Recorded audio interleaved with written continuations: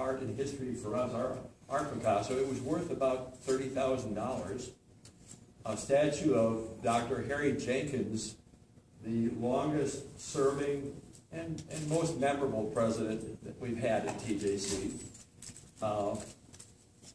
Then on Easter Sunday, and found out this morning actually, was Officer Mosley, you were on patrol, and routine patrol Easter Sunday, April 16th, and you found the statue missing. Fred, you went over there, and we've got a picture of you. We thought, I think everybody was confident that Dr. Jenkins would return, that it was some sort of prank. But over the years, the mystery deepened. And there were probably more sightings of Dr. Jenkins' statue than Elvis. He was reported to be bottom of Lake Tyler and at a frat house in Austin and all over. And the truth might be even more interesting. There were many rumors. Here at our campus, we have some very professional, highly talented police. And I think cops always believe that they can solve every crime if they just work hard enough and have enough time. Having been in law enforcement, I was pretty excited too. So during our 85th anniversary, we launched a cold case investigation. J.B. Smith and the county lent some expertise with their cold case investigator. Our Jason Waller. Jason, you were a top investigator there at the Sheriff's Department. I think I saw you on TV a couple nights ago again, Hardcover Mysteries. Lots of interesting cases. Jason embraced this, really went after it with his best students, tracked down every lead. Tom Johnson, our executive director for campus police and police academy. Tom was a commander at the Houston PD back when it was really interesting being there. And Tom gets excited about this kind of thing. He jumped in. Our Chief Melton, Randy, again, people were really excited and tracked down every lead. And we're here today really because of that cold case investigation and the media's help. The case started to get cold again. Jason, I think you tracked down every lead you could. And then through the media, the people who recovered the statue and have taken care of it were able to find us. And that would be Bernie Trevino, and Matthew Spencer. They came in last night to help fill in some of the details. We had a good time talking about some of the stories that are here today. Matthew especially recognized that this was a valuable piece of art, and they did over the years try to track it down. You had it, I think, for about 11 years, and tried to find the rightful owner. Even a police officer there with your house tried to help track it down, and no hits on the internet. But with the media's help and the whole case, the last time you tried this all came together. I know you searched with a sculptor's name, John Harper, and this recently it hit. Even though the reward expired, we have a surprise for you today. TJC keeps its promises. And so even though you didn't have thoughts of a reward, we have something for you. Over the years, talking last night with Bernie and Matthew, Dr. Jenkins has been very busy. He's traveled a lot. He's been a crime fighter, a celebrity guest, a host of parties, and he's tired and ready to come home. And we're excited. So first of all, we'd like to present a reward to you. Please. And John Hills, if you would, and our crime fighting team, let's all get over here. We have our initial reward is $5,000. This is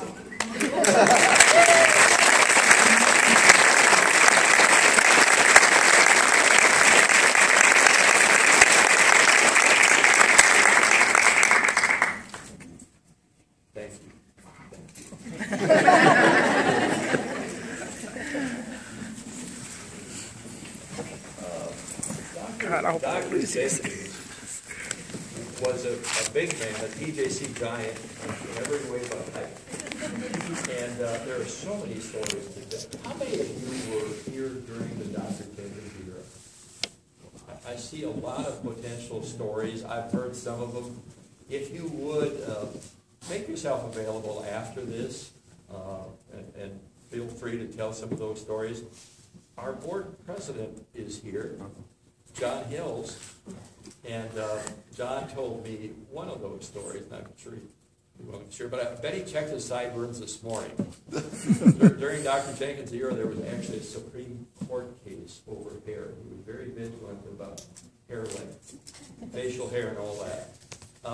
What I'd like to do, Bernie, if you could briefly tell your story, and then we're going to have you available, I hope, for interviews. Please Yes, sir. Just a little bit about, Sure. Okay. About our guest here and how he came to be rescued. Little history of me. I'm actually a building engineer, and I worked on an apartment complex back in 2001 to 2011. And we had a resident call in saying that someone had a statue on their porch, on their patio. And we went to investigate it and found out that the statue was there, but the person had skipped. And I tried to move it, and it was huge. I mean, you couldn't move it around. So I called a couple of my coworkers, and we lifted it. And most of the time when we trash out an apartment, we just put everything in a trash compactor, and I just could not put it. I was just putting it in the trash compactor. And Matthew, my roommate, he's an artist, so I knew that he would appreciate it. And I was always bringing stuff home. And he says, oh my God, what did you bring home now? So I said, just help me unload it and we'll figure it out. And he says, it's got to be stolen. I said, well, let's Google it and see if we can return it. And we tried that for the first 2 years. And like I told them, we have a friend who's a police officer who came over, and she tried to Google it and started still nothing. And Matthew, who just got his master's degree in arts education, is going to be moving to Montana. And he no longer lives with me, but lives out the country, and we had a garage sale for him to get rid of his stuff. And I had him there. People were interested in buying him, and I thought, well, maybe I should get rid of him, you know? And I told Matthew, let's Google it one more time, you know? So we Googled the artist, and we found other statues, small statues like that. And it said like $6,000. I said, well, he's got to be somewhere. So we Googled again, we put the artist's name, the year, and a stolen statue. And we had a link. And it gave us a phone number for the Crime Stoppers, and that's how we did that. But the years that he was with us, we just knew him as George. We named him George. And most of the time, he was the quiet guy in the corner. For the first couple of years, we had him on our patio, and we decorated him for Halloween. And for Christmas, he wore a Santa outfit and stuff like that. And we had a luau, he wore a leg. He was the quiet guy in the corner, and he kept peace. It was funny, we had a huge patio that had sliding glass doors. And we like to keep it open because we had a view to the patio and a pool. We had a really nice pool in that area. And he would sit in the corner there. And the people that would walk by, it's just a surprise that they would catch him, and they'd get scared because they'd see somebody in the corner. And we got a lot of entertainment out of that. And he's been a part of our family. So it makes me really, really happy to know that he's come back home and to hear the stories and that he had a past before he was George. You know?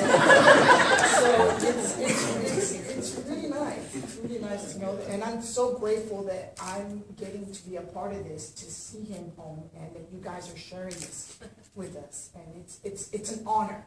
It's an honor to be here with you guys. And I know he's well taken care of.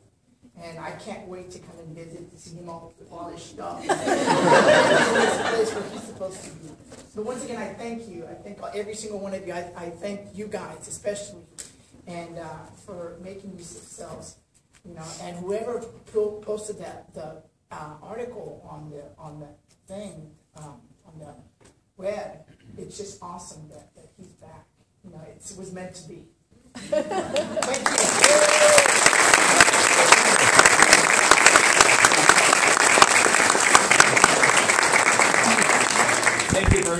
been well taken care of indoors, really, and probably would have had him melted down or something. So we're so glad to have Harry back for our homecoming, a special homecoming. We're going to take good care of him. He's going to stay indoors this time. We'll have a camera on. We've got a place of honor in Jenkins Hall. He's going to be able to look out over his lawn and over his domain. And we're really excited. He will be very safe in his new location. And he weighs about 300 pounds. So this was not easy. And for all of you moving him around, it always took about 4 people. Oh, yeah. Oh, yeah. We have some stories, and our board president, John, if you'd share just one story, if you wouldn't mind. And I then think it's already been shared. Really? Well, describe what it was like to be a young, long-haired student here, John. A rebel? Okay. Well, I came to school here at TJC just after the dinosaurs died. And found out that there was a hair code at the school when I was standing in line to register for the first time. And in those days, you stood in Deacon Hall, wrapped all the way around the hallway, waiting for them to open the doors, and you got to go look for classes. And while you were out there, were Dr. Jenkins and Kenneth Lewis, the registrar, patrolled the line. And the rules were that the men couldn't have hair that touched their collar on the back or sideburns below their earlobes.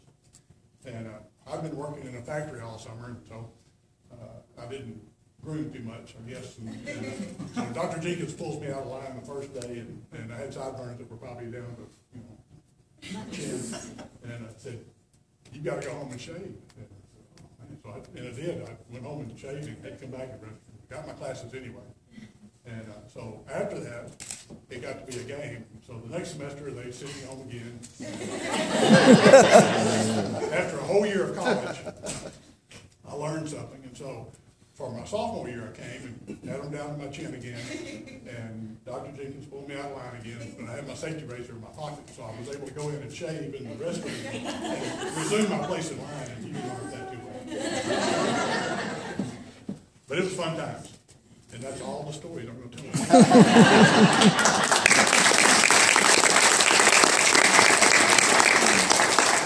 Dr. Jenkins was a pretty intimidating person. I wish I had met him. I feel like it. He's been in my office now for some time, and I've had a chance to visit with him.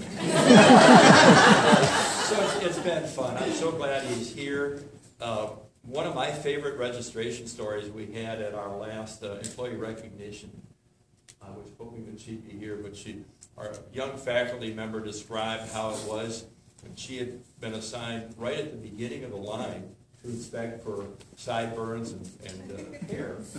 And she was so focused in doing her job properly, new employee, and she just felt like she was doing a great job. And then she heard a commotion behind her later in the line, and she turned around.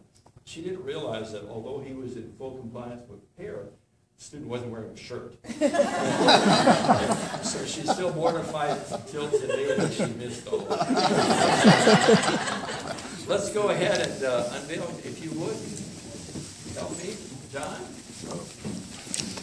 Go ahead, I'll record it. The toga party here. Oh, short enough? Yes, they are.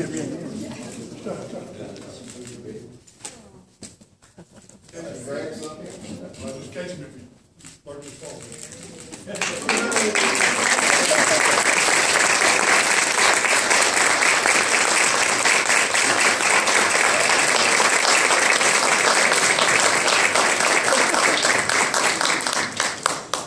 Welcome back. We are excited. He's in great shape, but we are going to refurbish.